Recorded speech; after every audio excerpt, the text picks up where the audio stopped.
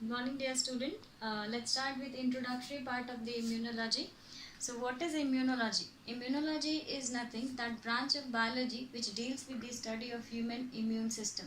Now, while studying with immunology, we'll come across with these following terms. So first, let us understand the terms used frequently in immunology. So first of all, immunity, then we'll deal with pathogen, then response, antigen and antibody. So what is immunity? Immunity is nothing. Immunity is a human defense system. Any host defense system will be called as immunity.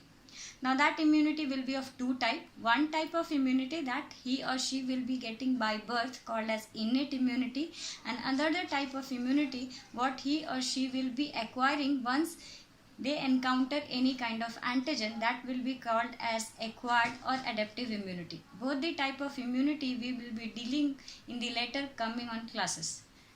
Next, pathogens. So pathogens are very simple. Pathogens are nothing. They are disease causing microbes, probably bacteria, fungi, algae, virus, any microorganism which has the potential to cause disease, they are called as pathogen. Next is response. So what happens if any kind of pathogen enters in your body? In order to protect yourself from such kind of infection, body takes a response. That response is called immune response. Next is antigen. So antigens are very simple. Any kind of foreign particle what host body has not seen earlier, they will be called as antigen. They are generally viral, macromolecule, bacterial cell wall components, or it might be any foreign particles coming via pathogen. Next is antibody. Antibody are glycoprotein which are produced against the response of antigen. Now, if you remember, I have sent you slides. So through slides we are going to understand what are the historical perspectives and what are the landmarks in the field of immunology, and later on we will see what is immunity, their types and their comparison. Let us understand using slides. So let's come into the historical perspective of immunology. So we'll see the very important experiment in the field of immunology that was done by Edward Jenner. Edward Jenner, what he has observed? He has observed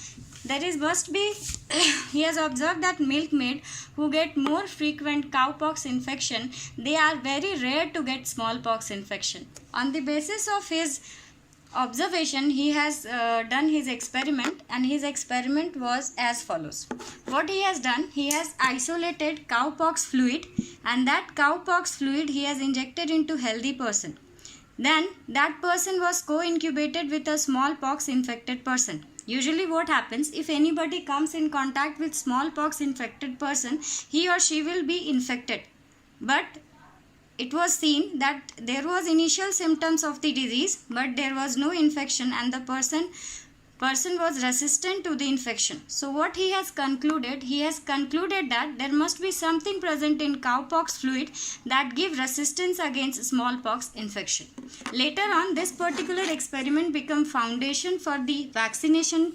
So this is called as so in order to give him honor, Edward Jenner is called father of vaccination.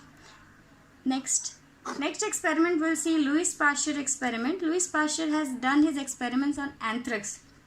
Anthrax is a cattle disease, and it is caused by bacteria Bacillus anthracis. What he has done, he has isolated Bacillus anthracis and injected that fresh culture into a sheep. All the sheep died. Next, he has heat killed that culture, and heat killed culture was injected to the next lot of sheep, what we are going to refer as batch 2 sheep. Next, that batch 2 sheep was injected with the fresh culture. So according to his experiment, fresh culture could cause infection and they should die, but they all survived. So on the basis of this experiment, what Louis Pasteur has concluded, that there must be something present in heat killed culture that is giving protection against infection. Next, Louis Pasteur has done his experiment on cholera also. Cholera is caused by a bacteria Vibrio cholerae. So he has isolated Vibrio cholerae and injected it in a group of chicken called as group 1 chicken. All chicken died. In the next, the culture became old, and he has injected that culture to another group of chicken. All chicken shows initial symptoms of diseases like fever and all, but they all survived. Now what happened? Again he has isolated the fresh culture, but as he was having shortage of chicken, so accidentally he has injected that fresh culture to batch shoot chicken, which were already received the old culture.